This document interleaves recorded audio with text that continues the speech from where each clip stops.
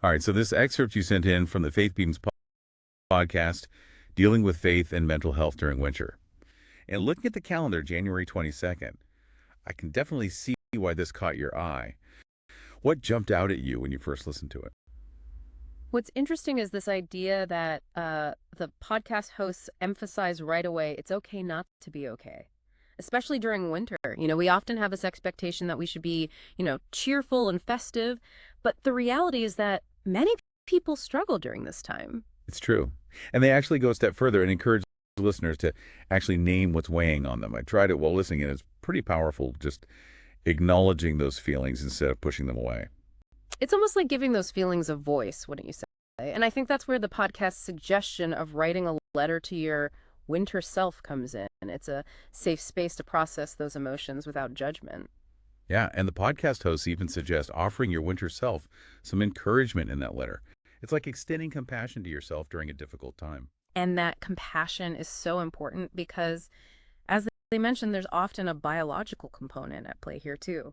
They talk about seasonal affective disorder, or SAD, which goes beyond just feeling a little down. Right, it's like a different beast altogether. Yeah. They listed out some of the symptoms: fatigue, losing interest in things you usually enjoy, feeling hopeless, and having trouble concentrating. Did any of those resonate with you? They did, actually. And I think it's crucial to differentiate SAD from the winter blues because it helps us understand that sometimes it's more than just needing a change in mindset. It might require professional help or specific treatments. And that's where the whole faith aspect comes in, which I thought was super interesting. They tackled this potential conflict between faith and acknowledging negative feelings head on. They do. They basically say that faith doesn't mean denying your struggles. Instead, it can actually be a source of strength during those struggles. When they talked about Elijah feeling so low he wanted to die, it really struck me. Here's this prophet who talks to God, yet he still experiences despair. It makes those feelings seem less isolating. Absolutely. And it's not just Elijah. They mention David pouring out his heart in the Psalms and Job, who went through just unimaginable loss. I think those examples offer a really powerful perspective. We're not alone in these feelings. Even those we consider giants of faith struggled too. That's a great point. It makes you realize struggling is just part of the human experience. So what do we do with these feelings? The podcast offered some really practical steps, and I'm curious what you thought of those. Well, the one that stood out to me was the emphasis on talking to someone, whether it's a friend, family member, counselor, or even a spiritual advisor. Voicing those feelings can be incredibly helpful. It's like that feeling of being seen and heard can really lighten the load. And the podcast hosts even challenged listeners to reach out to someone today. I have to admit, I put that off at first. It's easy to fall into that trap of thinking, oh, I don't want to bother anyone, or they won't understand. But I think the point is that connection itself is valuable, even if the conversation isn't perfect. Totally. And it's not always about having a deep, soul-searching conversation either. Sometimes a quick text or call can make a difference. What about the other practical tips? What resonated with you? They mentioned journaling as a way to process emotions, and I liked how they pointed out that it doesn't have to be this perfectly crafted diary entry. Just getting those thoughts and feelings out of your head and onto paper can be therapeutic. I found that even scribbling down a few words or phrases can help me gain clarity. Sometimes I'll even draw or doodle in my journal if that feels more expressive. That's a great idea. It's about finding what works for you. And speaking of finding what works, the podcast host also talked about honest prayer as a way to cope with these feelings. Yes, and I appreciated how they emphasized that it's not about reciting memorized verses or pretending everything is fine. It's about having a real conversation with God, even if it's messy or full of doubt. It's like that idea of bringing your whole self to the table, even the parts that feel broken or unpolished. I think that vulnerability is really powerful, whether it's in prayer, journaling, or talking to someone you trust. I'm curious, have you found that certain practices or rituals help you navigate these more challenging seasons? Definitely. For me, getting outside, even for a short walk, can make a world of difference. There's something about connecting with nature that feels grounding and restorative. What about you? I've been trying to incorporate more mindfulness into my day. Even just taking a few minutes to sit and focus on my breath can help shift my perspective when I'm feeling overwhelmed. That's wonderful. It's about finding those little pockets of peace throughout the day, even amidst the chaos. It strikes me that this whole conversation ties back to the podcast host's emphasis on self-care. It's not selfish, it's essential, especially during tough times. Absolutely. And sometimes self-care means setting boundaries, saying no to things that drain us, and prioritizing our own well-being. It can be hard, especially when we feel pressure to meet everyone else's needs. But the podcast hosts remind us that we can't pour from an empty cup.